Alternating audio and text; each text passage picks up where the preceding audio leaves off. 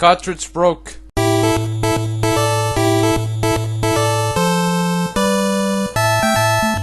That's right, it's Jaws. Adapted from the book of the same name that you guys probably never heard of, the film was directed by Steven Spielberg in 1975, and it's one of the first summer blockbusters ever. It was more successful than the book, and so successful that it spawned 3 sequels which weren't very good, while the last of it, The Revenge, is considered the worst. Even Michael Caine couldn't save it. There are a few games based on the Jaws license, like Jaws Unleashed for the PS2 and Jaws for the NES. There was also an arcade game called Jaws, made by Atari under the name Horror Games after they failed to acquire the Jaws license. But let's talk about the NES game, again published by LJN. The game was based off the last Jaws movie and it was made by Westone Bit Entertainment, previously called Escape. If you're not familiar with these guys, they made the Wonder Boy series. Sadly, they were filed for bankruptcy, so they decided to shut down the company in 2014. The game was released a year after the first Wonder Boy. I mean, come on, Wonder Boy was their first title, and it was a good game. This will probably end nicely. But then again, Maxis, the company behind SimCity, did some good games, but they also made some stinkers, and they're recently dead, so don't expect anything at least decent in the game. So you're on the boat trying to take out— oh! Excuse me, I ate something. Apparently this is somewhat of an RPG with random encounters where you shoot those little innocent jellyfish and stingrays for some reason. I'm sure this game did cause some controversy, towards Peter at least.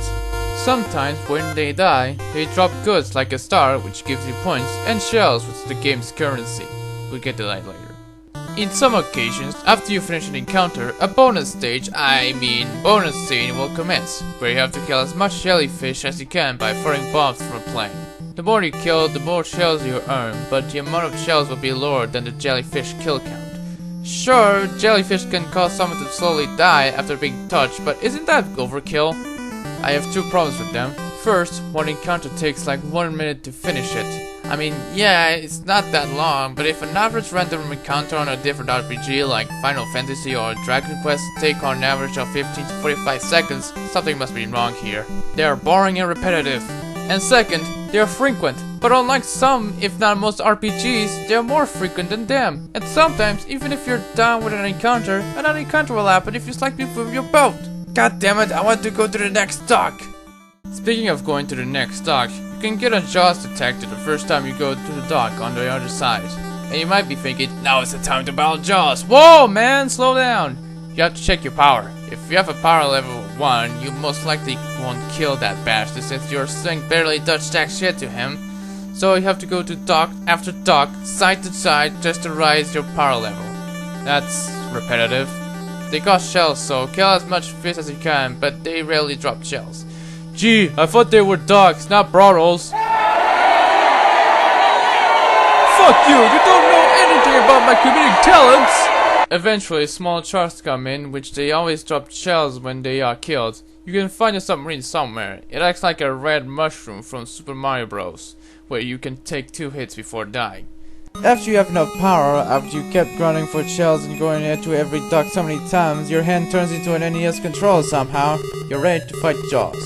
When you encounter him, you're on a boat throwing bombs at him, but if he destroys it, you go underwater with either a scuba suit or in a submarine.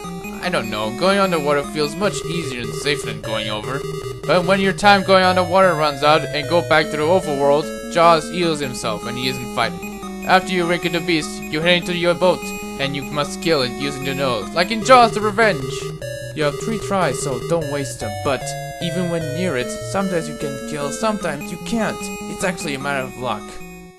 The graphics look alright. I like how the pickups spin while they go down. I love these kinds of detail. The chunk, while not looking like the Jaws from the movie, looks decent enough.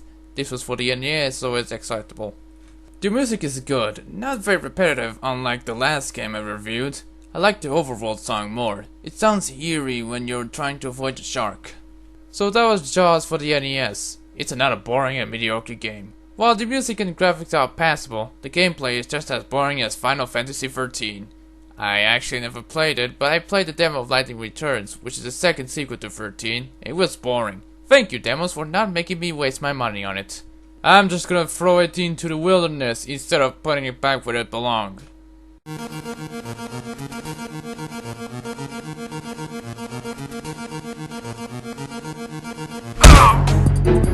I am under enemy attack. Requesting backup. Oh shit.